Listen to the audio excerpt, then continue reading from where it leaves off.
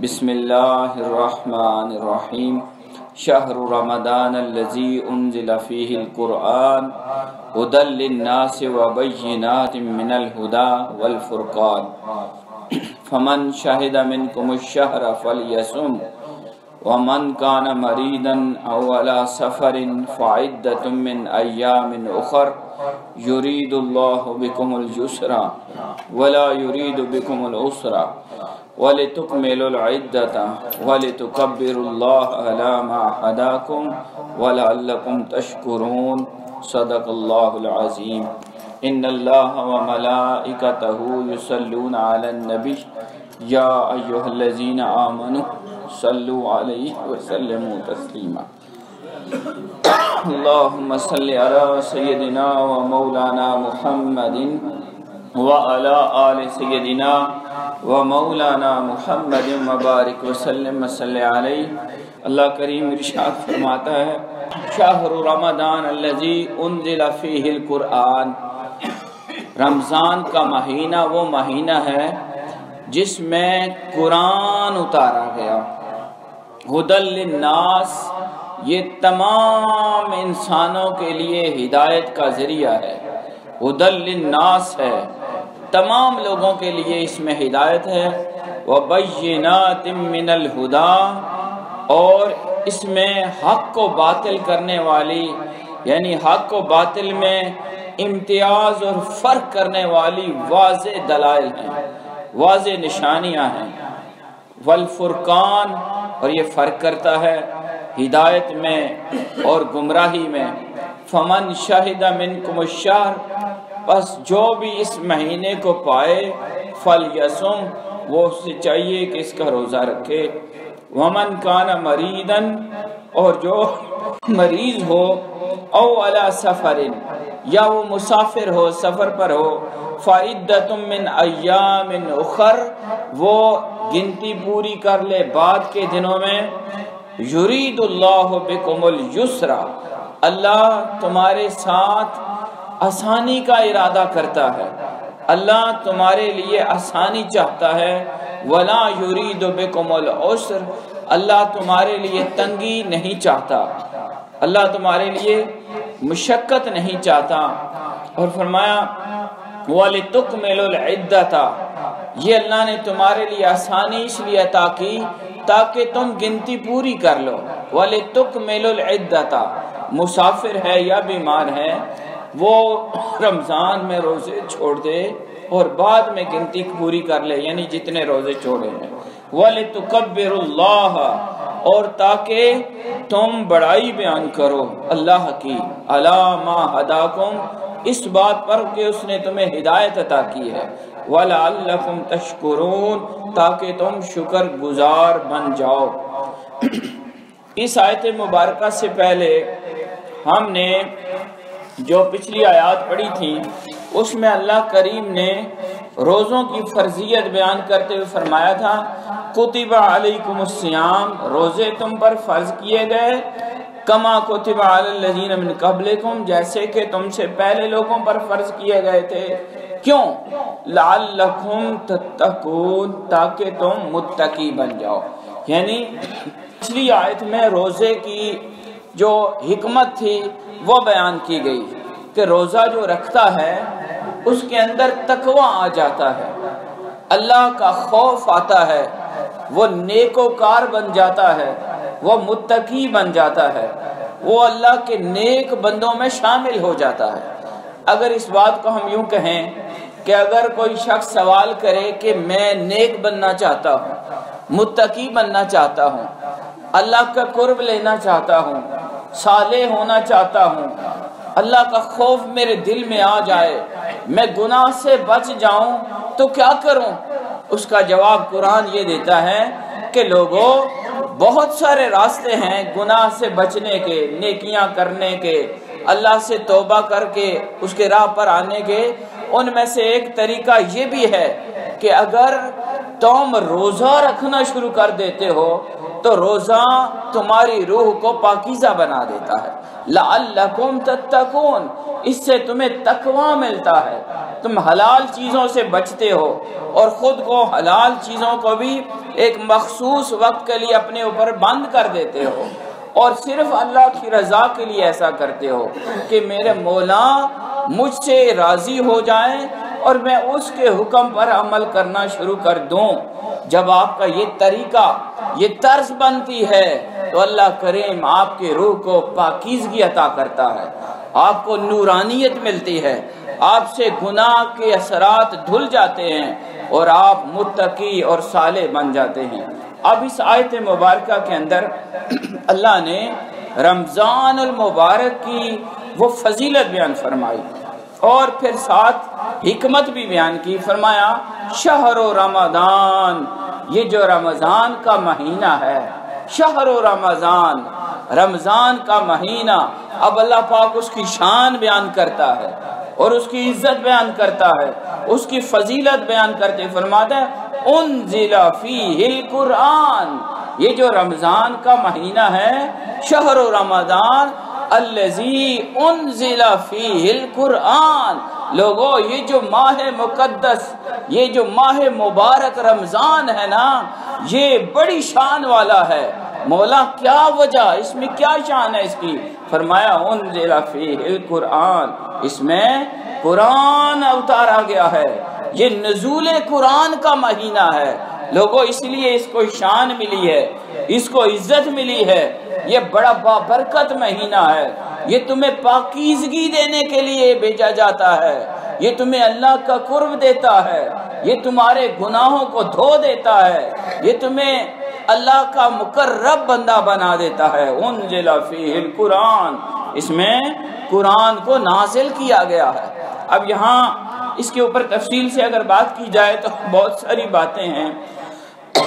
ان میں سے ایک بات یہ ہے کہ قرآن جو ہے انا انزلناہ فی لیلۃ القدر، اللہ نے فرمایا کہ ہم نے اس قرآن کو لیلۃ القدر میں نازل کیا۔ تو یہاں تفسیر میں، اس کی تفسیر میں حدیث جو آئی ہے وہ یہ ہے کہ بیت العزت سے اللہ کی طرف سے اسے آسمان دنیا پر یک بارگی بتایا گیا پورا قرآن، اور پھر وقتاً فوقتاً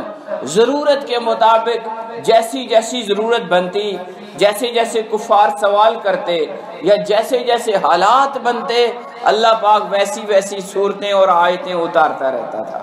اس لیے فرمایا کہ یہ مہینہ شہر رمضان، یہ جو رمضان کا مہینہ ہے اس کی بڑی شان ہے لوگوں، انزل فیہ القرآن، اس میں قرآن نازل کیا گیا ہے، اور فرمایا کہ فقط یہ بات نہیں، اس کی اور بڑی برکتیں ہیں، قرآن اس میں اتارا گیا ہے اور اس کے اندر جو اللہ نے برکتیں رکھی ہیں، فرمایا یہ صرف مسلمانوں کے لیے برکت کا، ہدایت کا، نور کا، رہنمائی کا ذریعہ نہیں ہے، بلکہ فرمایا ھدی للناس، یہ پورے کائنات کے انسانوں کے لیے اس میں ہدایت موجود ہے۔ اگر کائنات کو کوئی بھی انسان وہ مسلمان ہے اس کے لیے بھی، اور اگر کوئی مسلمان ابھی نہیں ہوا وہ بھی اسے پڑھے گا تو اس کو بھی نور اور ہدایت ملے گی۔ آج ہم دیکھتے ہیں بے شمار واقعات میرے ذہن میں ہیں کہ جو غیر مسلم مستشرق بولا جاتا ہے، جو اسلام کا مطالعہ کرتا ہے، تعلیمات اسلام کو، قرآن کو پڑھتا ہے، احادیث کو پڑھتا ہے، ذخیرہ اسلام کو وہ دیکھتا ہے، اور اس کی سوچ یہ ہوتی ہے کہ میں اس کے اوپر تنقید لکھوں گا کہ دیکھو جی قرآن میں یہ لکھا ہوا ہے، اس میں یہ غلطی ہے، اس میں یہ مسئلہ ہے۔ تو تنقید کے لیے جو غیر مسلم سکالرز، پڑھے لکھے لوگ، وہ اس کو قرآن کو پڑھتے ہیں یا حدیث کا مطالعہ کرتے ہیں تاکہ وہ لوگوں کو بتائیں جی کہ دیکھو جی اس قرآن میں یہ بات لکھی ہوئی ہے، یہ حقیقت کے خلاف ہے، نعوذ باللہ۔ اس طرح ایسی بے شمار مستشرق، انہیں اورینٹیلسٹ انگریزی میں لفظ بولا جاتا ہے، بے شمار ایسے مستشرق کافر غیر مسلم، وہ جو سکالر تھے انہوں نے قرآن کو پڑھنا شروع کیا اور اس نیت سے کہ ہم اس سے غلطیاں نکالیں گے، لیکن قرآن کا نور ان کے سینے میں بھی اتر گیا، اور بے شمار مستشرق جو غیر مسلم تھے، بڑے نامور وہ اسکالر تھے، انہوں نے جب قرآن پڑھا تو انہوں نے اسلام قبول کر لیا۔ قرآن اس کو کہتے ہیں ہدی للناس۔ یہ قرآن تمام انسانوں کے لیے ہدایت کا ذریعہ ہے۔ یہاں یہ بات ہمیں بھی سمجھنی ہے، اگر قرآن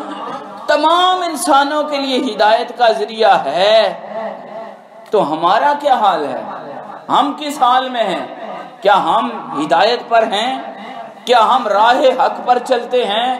کیا ہم صحیح فیصلے کرتے ہیں؟ کیا ہم حلال کھاتے ہیں؟ کیا ہم ایماندار ہیں؟ کیا ہماری زندگی ایک مثالی مسلمان کی زندگی ہے؟ اگر تو ہم اس پر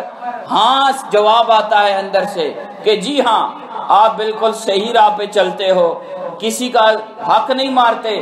ظلم نہیں کرتے، گناہ نہیں کرتے، غیبت نہیں کرتے، جھوٹ نہیں بولتے،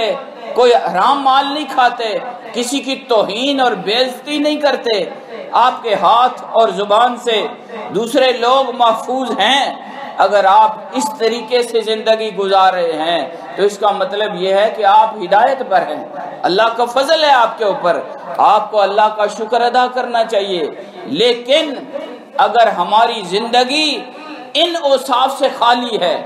اگر ہم راہ حق پر چلنے والے نہیں، اگر ہم سچ کے اوپر چلنے والے نہیں، اگر ہم دھوکہ بازی کرنے والے ہیں اور اس طرح کے شیطانی طریقوں پر عمل کرتے ہیں، ہماری زندگی کا لمحہ لمحہ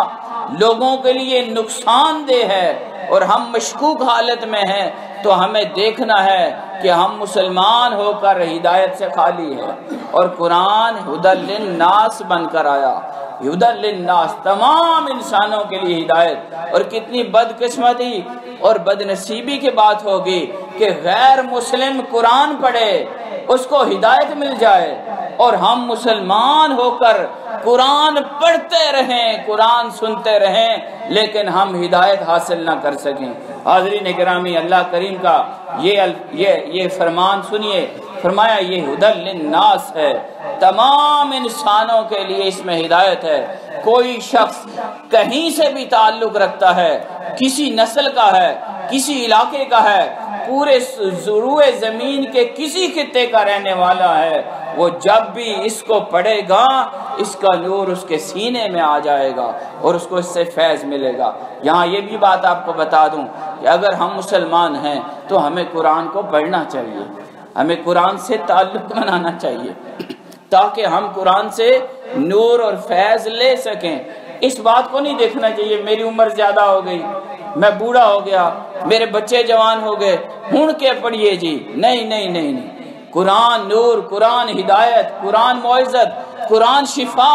قرآن آپ کے لیے ہدایت کا ذریعہ ہے۔ جب بھی آپ پڑھنا چاہیں آپ کے لیے راستہ کھلا ہے، کیونکہ ابھی ہماری سانسیں چل رہی ہیں۔ اگر ہم چاہتے ہیں کہ ہم قرآن کا نور لے تو ہمیں فوراً قرآن سے خود کو جوڑنا چاہیے، قرآن کو پڑھنا سیکھنا چاہیے، اور نہ صرف قرآن کو پڑھنا سیکھنا چاہیے بلکہ قرآن کی تعلیمات اور اس کے مفہوم اور اس کے ترجمے کو بھی سیکھنا چاہیے، اس لیے کہ جب تک ہم یہ نہیں سیکھیں گے ہمیں کیا پتا کہ ہمیں اللہ پاک کیا حکم عطا کر رہا ہے اور یہ قرآن ہمیں کیسے کیسے فیض دیتا ہے۔ فرمایا قرآن ہدایت ہے، اور نہ صرف قرآن ہدایت ہے بلکہ فرمایا یہ حق اور باطل میں فرق کرنے والی کتاب میں نے اس ماہ مقدس میں تمہیں عطا کی ہے۔ وَبَيِّنَاتٍ مِّنَ الْهُدَى، اس میں ہدایت کی واضح دلائل موجود ہیں۔ جیسے میں نے آپ کو مثال دی کہ اس میں ایسی ہدایت کی باتیں ہیں، اللہ نے ایسی مثالیں لکھی ہیں کہ کوئی ذرا سا بھی مومنانہ طرز اختیار کرتے ہوئے اللہ کی بارگاہ میں توجہ سے اس کو ذرا سا بھی پڑھنا شروع کرتا ہے تو اس کی زندگی بدلنا شروع ہو جاتی ہے، اس کے گناہ دھلنا شروع ہو جاتے ہیں، اس کی نیکیوں میں اضافہ ہونا شروع ہو جاتا ہے، اس کا کردار بہتر ہونا شروع ہو جاتا ہے۔ اس لیے اللہ پاک خود فرماتا ہے بینات، کھول کھول کر یہ بیان کرتا ہے ہدایت کو، من الہدا والفرقان، اور پھر یہ فرق بھی سکھاتا ہے، فرق کرنے والی کتاب ہے۔ بھئی یہ راستہ غلط ہے، یہ صحیح ہے، یہ حق ہے، یہ باطل ہے، یہ جھوٹ ہے، یہ سچ ہے، یہ اندھیرا ہے، یہ روشنی ہے۔ قرآن آپ کو لمحہ لمحہ آپ کا ہاتھ پکڑ کر آپ کی ساری زندگی کو روشن کر دیتا ہے اور آپ کی زندگی تبدیل ہو جاتی ہے۔ حاضرین گرامی، اس بات کو ہمیں لینا چاہیے اور ہمیں قرآن کا فیض حاصل کرنے کے لیے قرآن سے تعلق بنانا چاہیے۔ قرآن اسی لیے اللہ پاک فرماتے ہیں شہر رمضان، رمضان کو فضیلت اس بات میں ہے، رمضان کی شان اس وجہ سے ہے، رمضان کی عزت اس وجہ سے ہے لوگوں،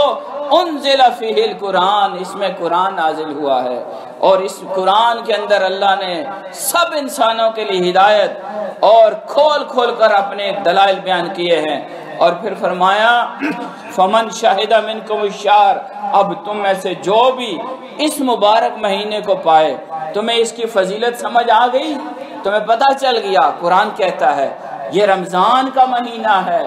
یہ قرآن کا مہینہ ہے، یہ اللہ کی رحمتوں کا مہینہ ہے، یہ تمہیں پاک کرنے کا مہینہ ہے، یہ تمہیں اللہ کا قرب دینے کا مہینہ ہے۔ لوگوں، جب اتنا مبارک مہینہ تمہیں میسر آئے، فمن شاہد منکم الشہر، اب جو بھی اس ماہ مقدس کو پائے اور اس کو مل جائے یہ مہینہ، تو اس کے اوپر لازم ہے فل یا سم، اس کو روزہ رکھنا چاہیے۔ پورے اس مہینے کے اندر روزہ رکھے تاکہ روزے کا فیض اسے ملے۔ جیسے میں نے عرض کیا، روزہ آپ کو پاکیزگی دیتا ہے، روزہ آپ کو طہارت عطا کرتا ہے، روزہ آپ کو اللہ کا قرب دیتا ہے اور آپ کو متقی بنا دیتا ہے۔ فرمایا تم میں سے جو بھی اس ماہ مقدس کو پائے، اس کے اوپر لازم ہے کہ وہ خوب اس ماہ مقدس میں محنت کرے، دن کو روزہ رکھے، رات کو قرآن سنے اور اس عارضی زندگی کو خوبصورت اور حسین بناتے ہوئے اللہ کی بارگاہ میں بخشش لے کے جائے، پاک ہو کے جائے اور اللہ کی رضا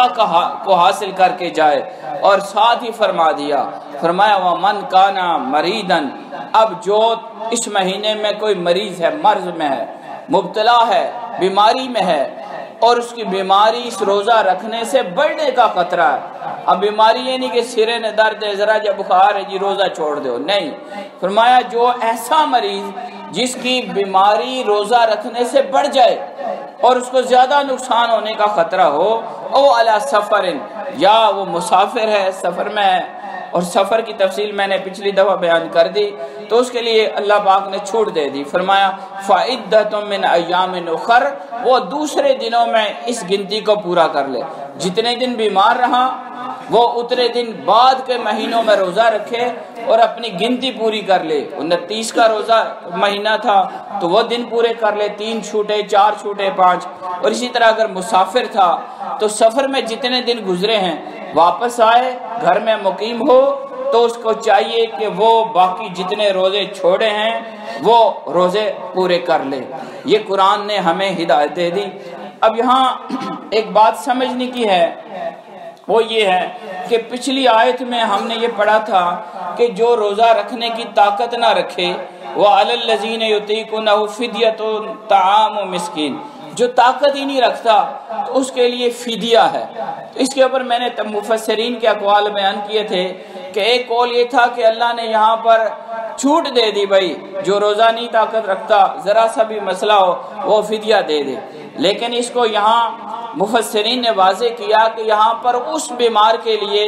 یہ اجازت ہے کہ جس کا روزہ رکھنا اس کے لیے ممکن نہ رہا ہو، وہ شیخ فانی ہو گیا، یعنی اب اس کی عمر اتنی آگے بڑھ گئی کہ اب روزہ رکھنے کا وقت اور ہمت اور طاقت ہی نہیں رہی، اب وہ موت کے قریب ہو چکا ہے،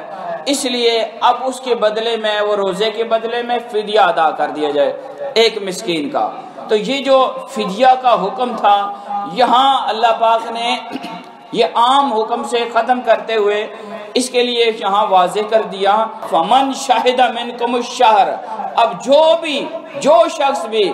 اس ماہ مقدس میں موجود ہوگا، اس ماہ مقدس کو پائے گا، فَلْيَصُمْهُ، وہ اس کا روزہ رکھے گا۔ تو یہاں